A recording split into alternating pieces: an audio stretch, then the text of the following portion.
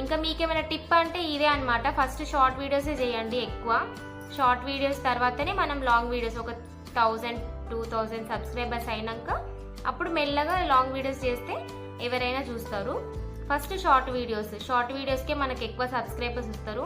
మనం video start చేసినప్పుడు మనం డిసప్పాయింట్ అవ్వద్దు. అంటే మనకు తక్కువ వ్యూస్ వస్తున్నాయి, మన వీడియోస్ ఎవరు చూడట్లేదు అని చెప్పి మనం కంటిన్యూస్గా వీడియోస్ అప్లోడ్ చేస్తూనే ఉండాలి. ఏదో ఒక్క వీడియో ఖచ్చితంగా వైరల్ అవుతుంది. ఆ వీడియోని మన ఏమంటారు, మన తలరాతని మార్చేస్తుంది అనమాట. అట్లా అసలు నేను కూడా అనమాట 2 years అవుతుంది కదా నేను స్టార్ట్ చేసి.